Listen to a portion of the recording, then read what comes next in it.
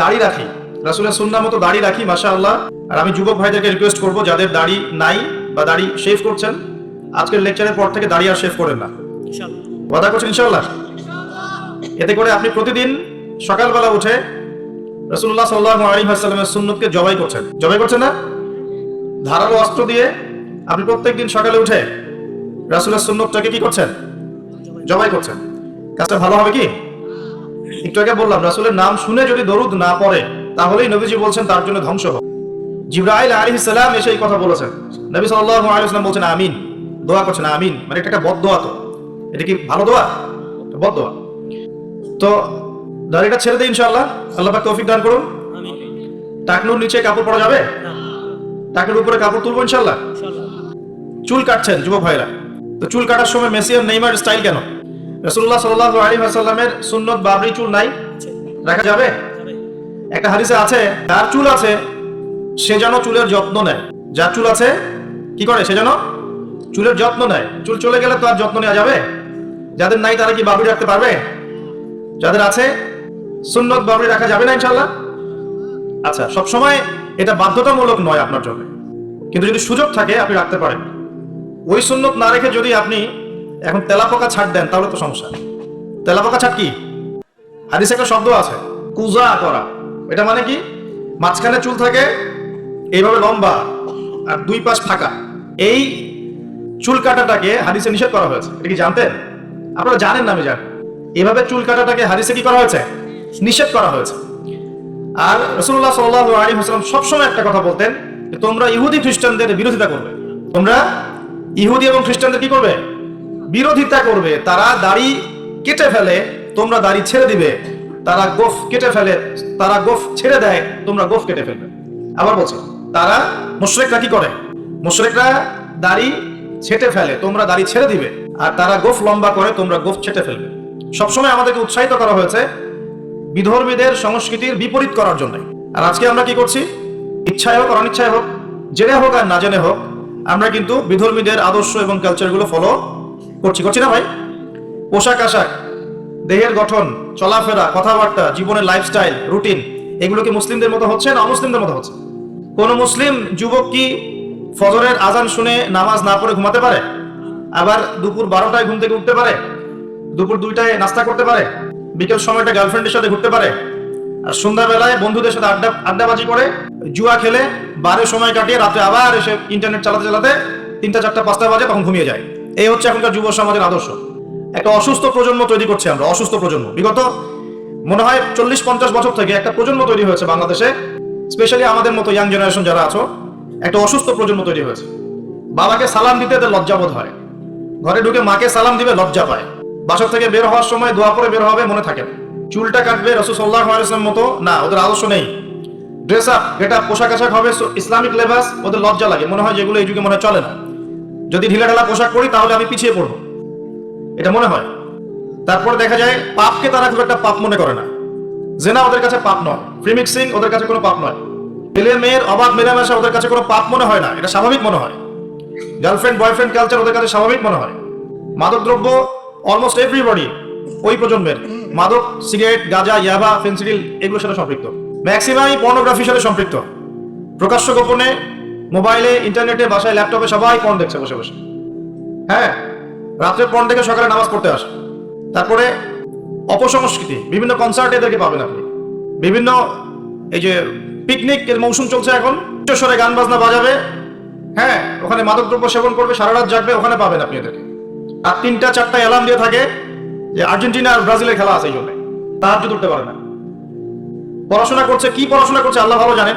এবং এই পড়াশোনাগুলো দিয়ে দেশেরই বা কি উপকার হচ্ছে আমি সেটাতেও প্রশ্ন তুলতে পারি। কতজন বিজ্ঞানী তৈরি করেছি আমি, কতজন আইনস্টাইন তৈরি হয়েছে। উচ্চশিক্ষার জন্য বাইরে যাচ্ছি, ডিগ্রিগুলো অর্জন করে দেশে আসছি, এসে বলছি আল্লাহ বলতে কেউ নাই। একটা অসুস্থ প্রজন্ম তৈরি করছি আমরা। মোবাইল এডিকশন, স্ক্রিন এডিক্টেড, সারাদিন ফোন নিয়ে দেখবেন ব্যস্ত। এবং ফোনে কিন্তু ভালো কিছু করছে না, খারাপ কিছু করছে। ফ্রি ফায়ার খেলছে, পাবজি খেলছে, ফোনে ফোনে জুয়াও খেলা হয় এখন। ফোনে এখন জুয়াও খেলা হয়। এক জায়গায় গোল হয়ে বসে আছে, জিজ্ঞাসা করুন কেন, ইনভেস্টিগেট করে দেখবেন লুডু খেলছে। লুডু, এই লুডু নামে যে গেম আছে আমরা জানতামই না। আপনার একসাথে গোল হয়ে বসে কি করে এরা? একদিন এক যুবক বললো যে লুডু খেলে। একটা অসুস্থ প্রজন্ম তৈরি করেছে। এই প্রজন্মের হাতে দেশও নিরাপদ না। এই প্রজন্মের হাতে উম্মার কথা অনেক দূরের কথা, মুসলিম উম্মা অনেক দূরের কথা, দেশও নিরাপদ নয়। যারা এদেশকে গড়ে দিয়েছে তারা আমাদের মতো ছিল না। তাদের শৌর্য বীর্য ছিল, গায়রত ছিল, ব্যক্তিত্ব ছিল। আমাদের দাদা পরদাদা, তাদের ব্যক্তিত্ব ছিল, গায়রত ছিল, শারীরিক শক্তি ছিল, মানসিক শক্তি ছিল। আমরা প্রজন্ম দেখছেন অঙ্কে 80 নাম্বার না পেলে, একটা A+ না পেলে আত্মহত্যা করে ফেলছে। ভাবখানে এমন জীবনটাই নষ্ট হয়ে গেল। একটা A+ পায় নাই, আত্মহত্যা করে ফেলছে। ওর দ্বারা আপনি উম্মার বিজয় কামনা করছেন। একটা অসুস্থ প্রজন্ম তৈরি করছে আমরা। খুব গড় করে খেয়াল করে দেখেন আপনার আমার সন্তানদের জন্য কোন পরিবেশ রেখে যাচ্ছে। সবখানে পর্নোগ্রাফি।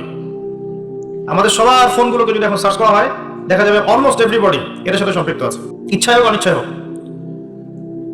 মাদক দ্রব্যের সাথে অনেকেই সংশ্লিষ্ট এবং স্মোকিংটাকে ফ্যাশন মনে করি। স্মোকটা যে মাদক এটা বিশ্বাস করতে চাই না। খুব কম ইয়াং জেনারেশন পাওয়া যাবে যাদের অ্যাফেয়ার নাই, হারাম অ্যাফেয়ার, বয়ফ্রেন্ড গার্লফ্রেন্ড কালচার নাই, খুব কম পাওয়া যাবে। খুব কম ছেলে পেলে পাবেন আপনি যারা হারাম মিউজিক শোনে না। খুব কম ছেলে পেলে পাবেন যারা আপনাকে 10টা সূরা মুখস্থ বলতে পারবে। 10টা সূরা মাত্র, 10টা চ্যালেঞ্জ করলাম, 10টা সূরা মুখস্থ বলতে পারবে না। খুব কম। আপনি খুব কম ইয়াং জেনারেশন পাবেন যারা 5 ওয়াক্ত নামাজ পড়ে মসজিদে এসে। ইয়াং জেনারেশনে খুব কম ছেলে পেলে পাবেন যারা বিশুদ্ধ করে কোরআন তেলাওয়াত করতে পারে। অনেক সময় দেখা যায় আফসোস, তো অনেকে শায়েখ টাইটেল দিয়ে বসে থাকে, কোরআন তেলাওয়াত করতে জানে না। বিশ্বাস করছেন না? আমার সামনে বসায়, ওলামায়ে কেরামদের সামনে বসায় দিয়ে বিশুদ্ধ করে কোরআন তেলাওয়াত করা শিখতে হবে তাকে আরো 1 বছর বক্তব্যে গিয়ে। তারপরে পড়তে হবে আরবি ব্যাকরণ, তারপর আরবি বালাগাত, উসুল, তারপর আকীদা, হাদিস, ইবাদত, ফিকহ, উসুল হাদিস। এই সাবজেক্টগুলো কভার করার পরে ইফতার দিতে হবে, ইফতার, তারপর হবে মুফতি। এত পড়াশোনার এখন প্রয়োজন হয় না, সব ইন্টারনেট শায়েখ। এখন বিশুদ্ধ করে কোরআন তেলাওয়াত করতে পারছে না, স্টেজে উঠে বলছে অমুক মুফতিকে ডাকো, তমুক মুফতিকে ডাকো, বাসে বসবো। এই ফিতনাগুলো বন্ধ করতে হবে। কনস্ট্রাকটিভ পড়াশোনা দরকার। আমাদের যুব সমাজের কতজন ছেলে পেলে বিশুদ্ধ করে কোরআন তেলাওয়াত করতে পারে তা জরিপ করে দেখেন। যারা পারে তাদের পড়াগুলোকে ওস্তাদদের সামনে শোনান, দেখবেন কতগুলো ভুল বের করা যায়। শুধু কোরআন তেলাওয়াতের কথাই বললাম, আর সিলেবাস তো অনেক গভীর। আজকে থেকে 10 বছর আগে মনে করতাম অনেক জানি, এই 10 বছর পরে এসে দেখছি যে আসলে এমন এক সাগরে ডুব দিয়েছে আমি কিছুই জানি না। এখন ইসলাম এত গভীর একটা সমুদ্র, ইসলামের এই জ্ঞান, মনে হচ্ছে আমি 2% জ্ঞান অর্জন করতে পারিনি আজ পর্যন্ত। বিশ্বাস করেন, মন থেকে কথাটা বললাম। যত গভীরে যাবেন আপনি মনে হবে আপনি জাহেল। কি বলবো আপনাদেরকে, আমার তো বলার যোগ্যতাই নাই। আর এমন ব্যক্তি দেখছি ওয়াজ মাহফিলের মঞ্চগুলোতে এসে কসম আল্লাহ বিশুদ্ধ করে কোরআনের একটা আয়াত তেলাওয়াত করতে পারে না, শায়েখ লাকব দিয়ে বসে আছে, বাহাসের জন্য মানুষকে ডাকছে। কোথায় ধর্ম চলে গেছে বাংলাদেশে? আর সাধারণ মানুষ তো সব বোঝে না। ওলামায়ে কেরাম যারা আছেন তাদের কথা সবার কাছে পৌঁছাচ্ছে না। তো এই ইন্টারনেটটা সবসময় উপকার করে নাই, অনেক সময় অনেক ক্ষতিও করেছে। কিছু কিছু ভালো জিনিস পাচ্ছেন ইউটিউবে, ফেসবুকে, হয়তো এগুলো যথেষ্ট না, কিন্তু এর মধ্য দিয়ে আপনি অনেক খারাপ জিনিসও পেয়েছেন। এমন অনেক ফিতনা ছড়িয়ে গেছে যেগুলো আসলে শক্তভাবে প্রতিহত করা দরকার ছিল। কে করবে প্রতিহত? যাদের কাছে ক্ষমতা আছে তাদের উচিত এগুলো প্রতিহত করা। আল্লাহ তৌফিক দান করুন। দ্বীন ইসলাম হুমকির মুখে পড়ছে। একটা অসুস্থ প্রজন্ম তৈরি করে যাচ্ছি আমরা। আমাদের বাচ্চারা, এই যে মেয়ে বাচ্চাগুলো, সুবহানাল্লাহ, আমরা তো ঢাকার মানুষ, এখন পোশাক বলতে আর কোনো পোশাক নাই। মানে পোশাক মানে ছেলে যা পরে মেয়েও তাই করছে। যে কাপড়গুলো বাসায় পরে থাকে ছেলেরা, ছেলে মানুষরা যে কাপড়গুলো বাসায় পরে থাকে সেই কাপড় পরে মেয়েরা বাইরে গিয়ে শপিং করছে। বাইরে গিয়ে বিশ্বাস করছেন না কথা? যে কাপড়গুলো আমরা বাসায় পরি, জিন্স, এই যে ভিতরের স্যান্ডো গেঞ্জি পরি না, যে গেঞ্জিটা আমাদের গায়ের সাথে লেগে থাকে, কি বলেন, স্যান্ডো গেঞ্জি বলেন না? হ্যাঁ, এই টাইপের। আর এই শীতকালে আমরা যে একটা ইনার পরি নিচে, যেটা আমরা অনেক সময় খেলাধুলার ক্ষেত্রে ইউজ করে, ভিতরে পরে একটা ইনার বলে।